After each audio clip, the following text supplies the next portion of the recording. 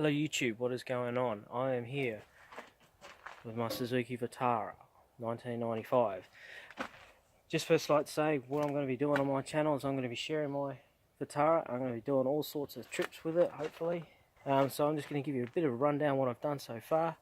I've owned it for about a bit over 2 years, and yeah, and honestly it's been a great bus. I mean, a bit of a troublesome thing. It's not comfortable, it is loud. But if you want a comfortable full drive, you go and buy a 200 series Land Cruiser. So without further ado, I'm going to turn the camera around. I'm going to show you what I've done. Alright, now at first glance you can see straight away that we've got these big wheels. Not huge, they're not 35-inch mud terrain tyres. And also the first thing you can notice is it's got a little bit higher stance. That's because it has, yes, and not a very big lift kit. It has a 1-inch lift kit, Ironman lift kit. Its recommended retails about $1,000. You can get the gist, Ironman. And I scored the car for $1,000. Granted, it needed a gearbox, but I'll show a photo of the day I got it. About now, I'll just cut the video, and then where it is today. So we've got these big wheels. They are 225 70/16s. They are off a estate Vitara, 4-door. Moving on. So, we've got tinted windows, just your standards. I've converted the windows to electric. I've installed central locking, just an old cheaper off eBay for $20. I've installed electric windows, aftermarket stereo with a subwoofer. Sorry about the lighting, guys, I am only recording on my phone. I've got a couple of dash cams, maybe just security, maybe a little bit of footage, who knows, depending on how good the quality is. Put a reverse camera in, mainly because then the camera is quite low, so you can see more what's on the ground behind you. So if you're four-wheeling, you need to know what's behind you, so that's there for it. And you can see up top, there's a lot going on up top. Just got some cheapo roof racks. As you can see, it slides, and that's caused the paint to wear away, but I'm not too fussed. So these are just from Repco for about $200. I got this cage off Facebook for about $50, and below that cage, and yes, you are correct, it is a solar panel, a hardwired solar panel. Now that obviously charges my second battery, but we'll get to that shortly. And then on the other side, well, before we get to the other side, reverse light just comes up when you're on reverse. There's no switch or anything like that. It's actually very, very helpful. Just a cheapie from Paramount Browns in Adelaide. King's awning, 2x3 metre awning. I've had it for probably 6 months shy of how long I've owned the car for. Unfortunately, I've only got a steel rim for a spare, and the tyre does not match. Okay, we'll just open up the back. Here we got another reverse camera. Alright, we got our fridge here. It's just a 42 litre Waco. Here is just a cigarette lighter, which operates only when the key is on. Later I might put a switch there so I can leave it on constant 12 volts. Alright, we've just got a never can be too safe. That was like $20 from Strapco. Sorry guys, there's something else I forgot. It's a different day, different time, but this is just a simple prep table.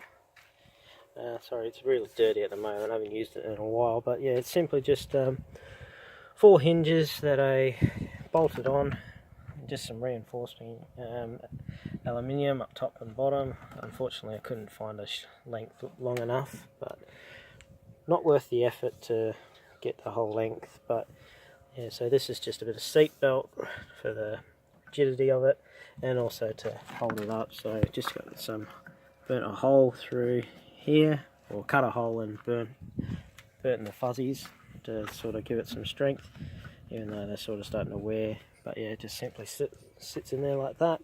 And yeah, and I usually make my lunch off of it when I'm working. I put all my lunch gear in the fridge and work off that. It's quite handy, very, very useful. Best thing I ever did with this car, I reckon. As you can see, the reverse light, we've got a tow bar, Yeah, it definitely doesn't tow 3 ton, but it tows a little trailer quite nicely. So I've got 2 switches here. This switch is going to be very, very interesting, and I'll tell you about that one in a minute. But this switch is simply for my light bar. Give you the rundown of it. Petrol prices at the moment, it is the 25th of October, I believe.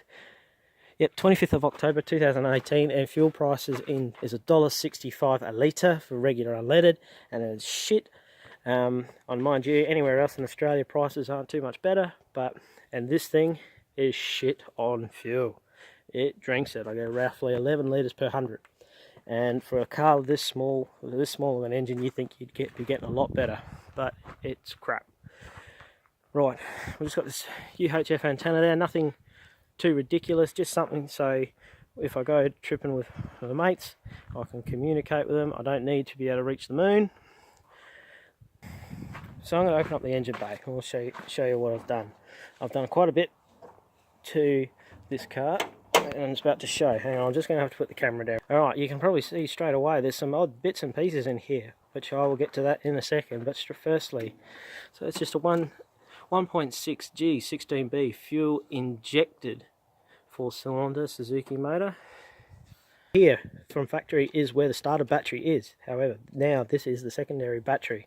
So everything you see here is all done by myself. Okay, and then this has just got a battery monitor on it.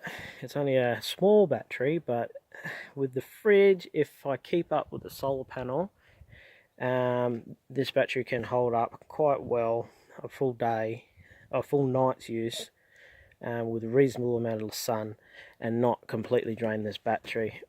So 70 amp hour. This is a battery monitor. I just pull up on my phone and it tells me how much battery I've used. Cruise control, that's an aftermarket thing. I had that in the shed for quite a while. I was going to put that on my first car but never got around to it, and that's now on this car, and it is fantastic. So this is now the starter battery on the opposite side, and then this is my battery isolator. It's a VSR, so voltage sensitive relay, but it also has a switch on there so I can manually bridge the two, and now the batteries are connected. Okay, we'll get onto this stuff here. It's probably pissing you off, like, what the hell is that? Okay, this is a hydrogen generator. It produces hydrogen from distilled water and baking soda. And what it does is it produces hydrogen gas, which is very, very flammable. And from there, the gases rise. It goes through this pipe into, that is actually a Vegemite jar, into here. And normally there's some water in there, which causes that jar to bubble with air, which is the gases going into the water and bubbling up. And then from there, this hose goes directly into the intake, just there. Now, the theory is, I haven't got it to work yet, the theory is you lean out your vehicle for its petrol usage and you supplement it with the hydrogen, saving you fuel. And so I've recently, just today, got it all installed so it is ready to produce hydrogen, and the engine is ready to take it in. However, I haven't got a proper means of leaning the fuel out just yet. What I'm going to do is I'm going to do a tank run just purely off the hydrogen, no enhancers onto the oxygen sensor or anything like that. No enhancers on the oxygen sensor, and see if I get any results. I highly doubt I'm going to get any better fuel consumption. Hopefully I'm going to feel a performance increase, but on this cell, probably not. But ultimately I'm not going for performance increase. I want the fuel saving. So because I drive this car a fair bit, majority of its kilometres are highway kilometres, and I only get about 250 kilometres to a tank. That's simply because the tank is very small. Sorry guys, I just got a phone call. I have actually forgotten quite a few things. I'm going to start it up for you. Now I won't go under the car obviously because it's too dark, you can't even see that. Bloody hell. I'm very sorry you can't see it, but here I have a set of extractors, and to that I have an aftermarket exhaust which goes into a completely new cat, and then into a baffled muffler and straight out the tailpipe. Now the reason I did that was because, one, the header was cracked, needed to be replaced, and two, extractors help with the engine to breathe, which can ultimately help with performance. The bull bar, the car did not come with a bull bar, so what I'm going to do, I have to move the car anyway, so I'm going to quickly start it up for you, give you a little bit of a rev. It is loud. I'm just going to hold the camera as far close to the exhaust tailpipe, and I'll start the car and I'll give you a couple of revs.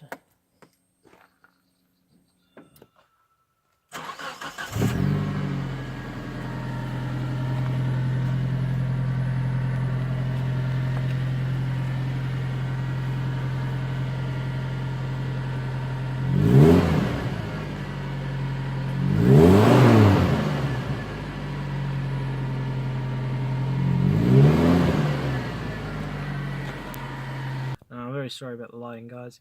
Now I promise you, this car sounds a lot better on the open road with a bit of load on it. Plus it also is cold. The sweet spot for its sound is in first gear, exceeding 4,000 RPM, and yeah, it's got a nice note to it. Bit of a JDM sort of style exhaust, loud, buzzy 4-cylinder, and it can sometimes have a bit of a pop in those higher rev ranges. So yeah, what I'm going to do is my next trip I'm going to do with my buddy. We're going to go hopefully do some fishing, do a bit of beach running. We're going to get his fancy camera gear on, and we're going to do some video shooting of the car, some drone footage hopefully, and you'll get a much better idea what the car looks like, sounds like. But I'm actually very, very excited for what is about to come with these videos. I would really want to show this car off as much as I can. I really want to show that you don't need to spend a lot of money to be able to simply enjoy a little bit of four-wheel driving. Granted, I would never want to do a trip around Australia in this thing. However, I would quite easily, happily do a trip in South Australia. Because anywhere in South Australia, I'm not too far away from home. Granted, it might be a few thousand k's away, but I'm happy to accept a few thousand k's. But yeah, please consider liking this video if you enjoyed it. If you disliked it, make sure you give it a thumbs down. Consider subscribing. There's only going to be more content from here on in. Alright, thanks guys. Thanks for watching. I hope you enjoyed the video, and we'll see you next time. Cheers.